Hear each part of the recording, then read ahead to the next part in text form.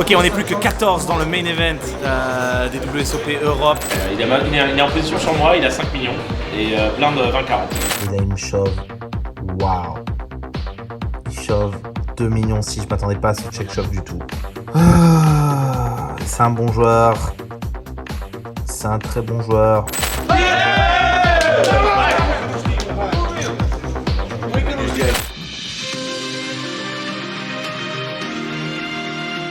La journée un peu mieux, mettre les jetons dans le sachet, aller au D4 directement. Ouais, on a fini la journée, c'était long, hein. 12 heures de jeu. Ce sera pas un énorme stack, mais ça sera 35 blindes pour le D4.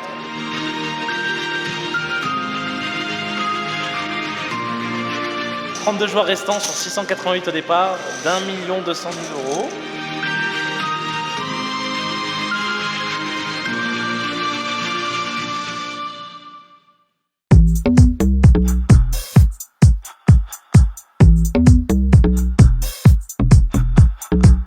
Avec l'équipe prêt pull-up, frérot commande une taille 1. Toute la semaine on se galop, meilleur outfit de tout Tokyo. J'suis dans le Jeep à Shibuya, le bigot sur le mode veillant. L'équipe me dit vas-y dis-leur, et pour ça j'ai tout ce qu'il me faut.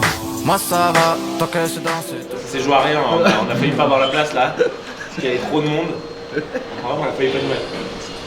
Alors c'est qui le plus cheap leader là? Ouais, il est en position sur moi, il a 5 millions et blind 20-40. Dans cette position. On n'a jamais vu un tournoi qui commence à 9h du mat aussi, bah c'est la première chose. Regardez ma tête, 9h du mat, un D4. Qui fait des D4 à 9h du mat? Moi ça va, tant qu'elle se danse toute la night. Moi ça va. D4, day fort. 32 left, d'1,2 million d'euros. C'est quasiment 1 500 000 $ ça.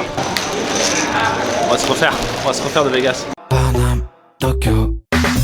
Frère, j'ai le drip sur le net. Dans le vaisseau, dans la navette. Paname, Tokyo. Harajuku dans ce limbo. Shinkansen jusqu'à Kyoto. Ça va là-dessus. Paire de 8, je relance. Les blindes sont de 20-40K. Je dois démarrer, je pense, avec une quarantaine de blindes. Ouais, je dois avoir une quarantaine de blindes au début de ce coup. Joueur italien professionnel de poker. Monsieur relance. Il me couvre en tapis. Il peut être light. Quand on est couvert, on est souvent soumis. Quand on a un stack moyen comme le mien là à ce moment-là, et qu'on est couvert, on est soumis par d'autres pros à des 3 bet light assez réguliers en phase finale de tournoi. Il faut s'y habituer. Il faut savoir se défendre par rapport à ça. Se défendre, ça peut être 4 bet all-in.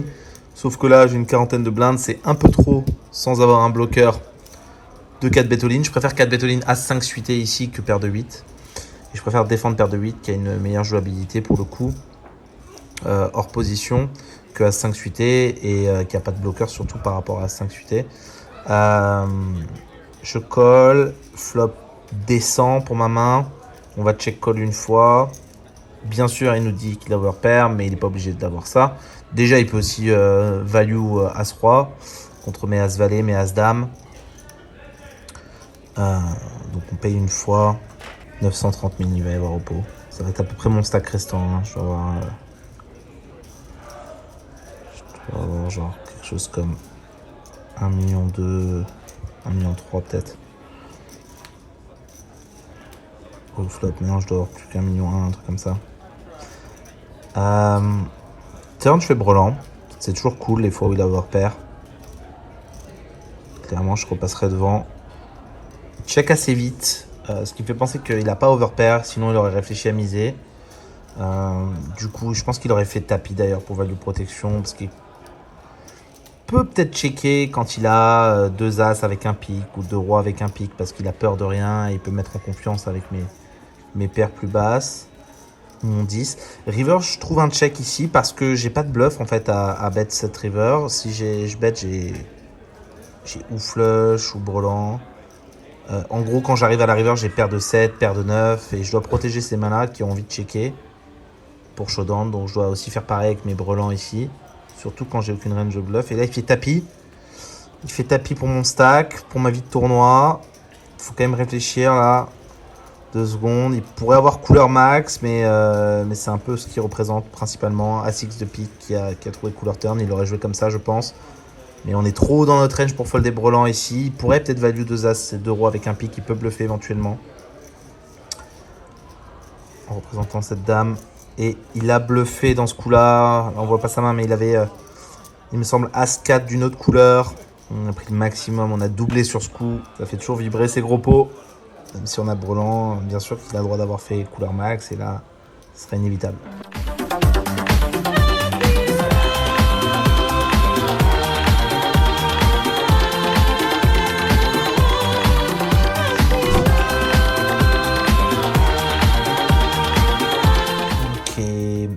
Au bouton, valet 9 de pique, belle main à flat.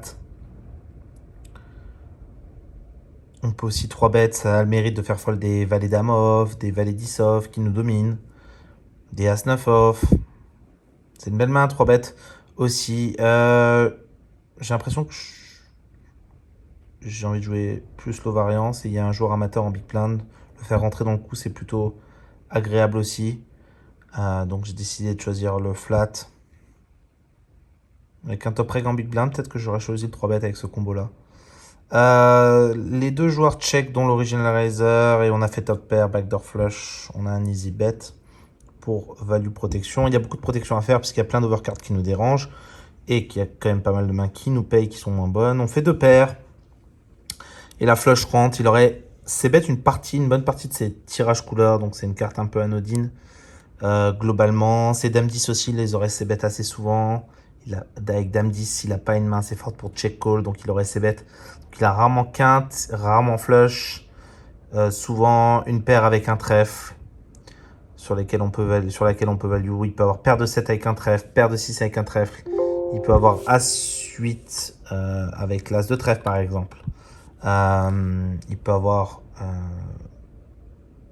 un 9 et 18 et d'une autre couleur qui paiera peut-être encore une fois. River roi, il check. Et on a un clair value, plutôt cher. Le pot fait 1 275 000. Je vais bet pot, proche de pot. On va faire 1 million sur la river. Il a le droit aussi d'avoir joué comme ça As-Roi, avec un backdoor trèfle et avoir check call le flop. Check call la turn normal. Et du coup, arrive à la river, trouve son roi et me miro call. Mes bluffs, c'est quoi? J'ai pas beaucoup de bluffs par contre. J'ai As-10 off avec un trèfle. J'ai paire de 4, paire de 3 avec un trèfle. Et là, il me shove. Waouh. Il shove 2 millions 6. Je m'attendais pas à ce check shove du tout. C'est un bon joueur. C'est un très bon joueur. Alors, là, il me dit bon, clairement qu'il a flush. Et qu'il aurait passé bet au flop flush. Dur à croire. Enfin, flush draw. Dur à croire, mais ça arrive. Et là, je vais rentrer dans un tank énorme parce qu'en fait, il y a la pause. Et la pause fait 15 minutes. Et du coup, ben, tous les joueurs sont plus à la table. Donc, du coup, autant que je prenne mon temps pendant la pause, qu'on dérange personne. Un public carrément qui me regarde là en accéléré. Oh my god. C'est vraiment une décision dure parce que il a des mains qui tournent en bluff, genre As-8 off avec l'As de trèfle. Il a l'As de trèfle bloqueur en fait, en bluff. Et il peut pas bluffer autre chose que l'As de trèfle bloqueur parce que moi je peux trop avoir de flush. Mais en fait j'ai quand même pas mal de petites flush et je pense pas qu'il va me les faire folder. Je pense que c'est lui qui a flush et je vais folder. Mais je suis vraiment pas sûr de moi. Il a sué. C'est dur à savoir. Il montre pas, c'est bon signe. Souvent, il va me claquer le bluff, surtout après un aussi long tank. J'ai tanké pendant toute la pause et là, le jeu reprend. Et j'ai su par la suite qu'il avait flush max. Il l'a dit à son coach. Et on en a parlé avec son coach, mais après le tournoi, qui est quelqu'un que je connais. Donc, flush max, tant mieux. Bon fold.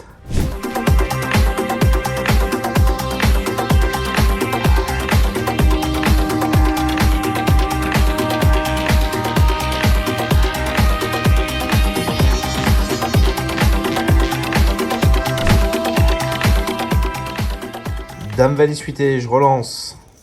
Facile. C'est la guerre dans ce D4. Je sens qu'il veut faire la guerre lui au bouton. Qu'est-ce qu'il veut me faire? Ça sur relance. 3x. Ça va être payé de mon côté. Faut pas trop 4-bet ce genre de main. Car vous n'avez pas de bloqueur sur les plus grosses mains qu'il aurait, genre As-Roi et autres Roi-Roi, As-As. Vous avez une main plutôt jouable, ok, même si, attention, elle peut être outkicked. Ici, on a fait top pair et on a un tirage quinte. Le standard, c'est de checker, mais je vais miser petit pour faire payer tout de suite les As-Roi, As-Valet, qui checkeraient un peu trop souvent back.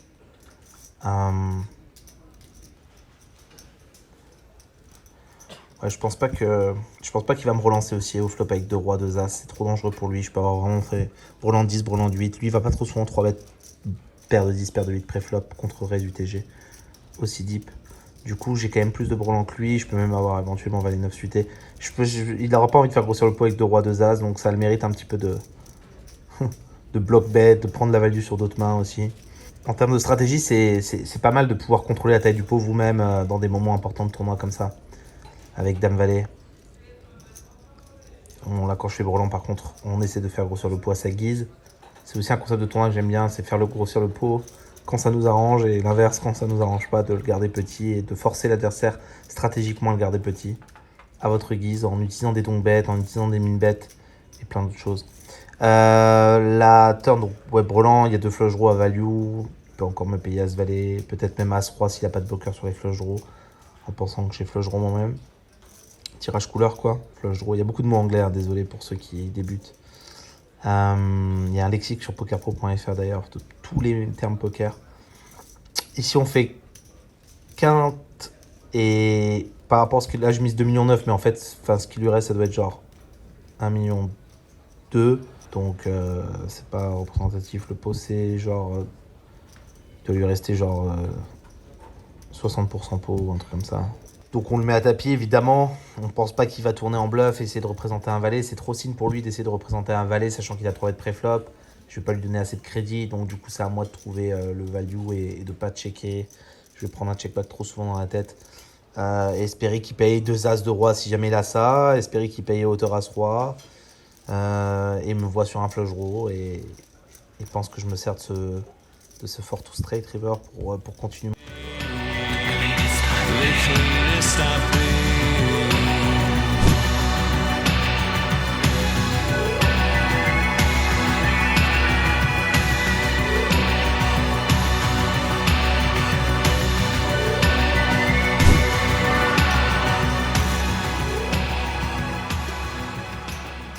UTG, le joueur grec, relance. Je suis en BB avec paire de 2. Pokerpro.fr sur la casquette et sur le gilet. On représente et on défend. Et quand on porte une casquette pokerpro.fr, on fait plus souvent brelan que la moyenne, c'est prouvé. Avec le petit backdoor pick au 2, pas négligeable. Allez, c'est bête, assez vite. Et ça paye. Je crois que j'aimerais bien me voir relancer là. J'aimerais bien me voir relancer. Je bloque pas les As-X. Il en a plein en tant qu'original raiser. Il y a un flush draw, il y a un mec qui a payé. Il y a un des deux qui a l'as. Voilà, on relance bien cher. Même pousser le vice et faire 1 million ici. Franchement, plus on fait grossir le pot, maintenant où ils sont prédisposés à payer cet as de manière exploitante, plus on va gagner d'argent là. Il colle assez vite. Alors oui, hein, s'il a 2 as de dame, on perd tout, mais ça c'est de toute manière le cas. Est-ce que vous reconnaissez le croupier du Dragonara de la Yovirals Game? Celui qui disait c'est tout, au lieu de c'est tout. C'est tout. Turn valet de pique qui est vraiment une mauvaise carte, surtout quand j'ai été payé par les 2 joueurs. J'ai été payé par les 2 joueurs, le pot fait 3 millions et il y a très souvent une couleur. Il y a très souvent une couleur, pour que l'on dise. Moi j'ai le 2 de pique, je vérifie, mais il y a quand même très souvent... il peut même y avoir une quinte flush royale, un roi 10 de pique. Il peut y avoir des 9 et 10 de pique, des 8 et 9 de pique, des rois 9 de pique, des 7 et 8 de pique. Il y a très souvent une couleur chez quelqu'un et sinon il peut y avoir brelan au-dessus aussi chez notre ami qui a collé assez vite. Il peut y avoir brelan d'as au flop, hein. C'est autorisé, hein. Donc là on a que le check de possible. Et on va aviser. ça check. Ça veut pas dire qu'il n'y a pas de couleur, mais il y a quand même la plupart des petites couleurs qui auraient misé. Des moyennes couleurs pour pouvoir protéger contre un roi de pique, contre ce genre de choses. Ils savent pas trop slow play ce genre de main. À part les notes, évidemment, les rois 10 de pique, comme Clash Royale qui vont slow play. Et là, évidemment, le 4ème pique, histoire de m'achever, au cas où le premier a As-Roi, par exemple, avec le roi de pique. L'autre a très peu de roi de pique tout seul. Hein. Il n'aurait pas collé avec Roi-Dame ma relance.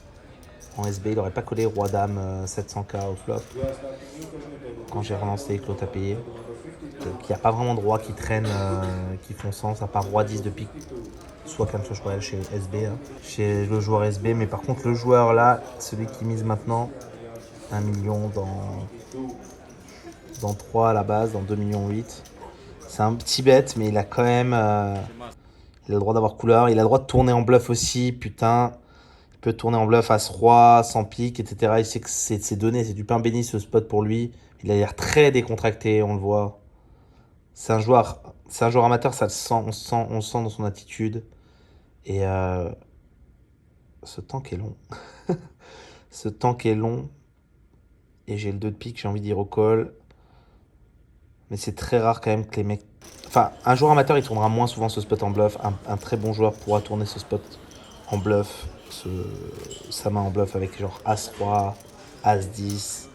Parce que là, il peut pas vraiment miser le 10 de pique en fait. C'est quand même très sin. Je suis pas sûr qu'il soit capable de miser le 10 de pique, sachant que... Enfin, ou peut-être aller 10 de pique et roi de pique, mais pas moins que ça. Et c'est quand même très souvent roi de pique ou 10 de pique, mais c'est seulement ces cartes-là qu'il a. C'est seulement ça, ou sinon c'est tous les autres As-Roi, éventuellement tourner en bluff As-Dame. Moi à sa place j'aurais tourné en bluff même brelan, pour faire fold un pique chez quelqu'un. You have it? The King of Space here? King of Space, yes. No live for the YouTube? I have King of Space. You will see my hand on the vlog. I will put my hand. I will put the real one. Ok, on n'est plus que 14 dans le main event des WSOP Europe. C'est une fois par an. Et 688 joueurs au départ, je suis toujours là.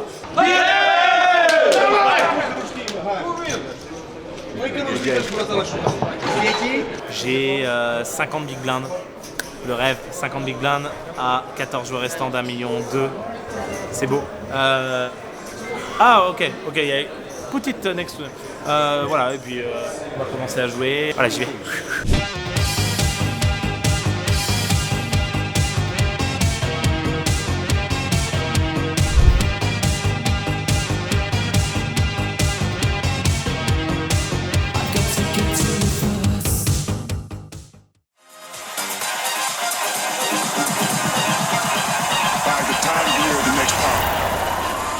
Shall be within you.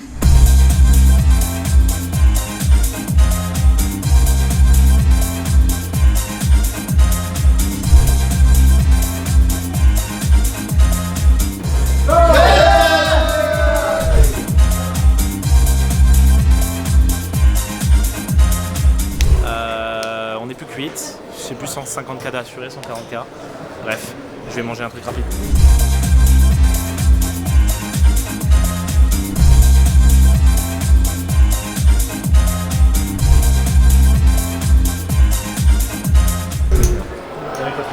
« 13,25 millions. Je suis content. Troisième ou... pas quatrième, mais troisième ex aequo ou troisième. On va voir combien il a là.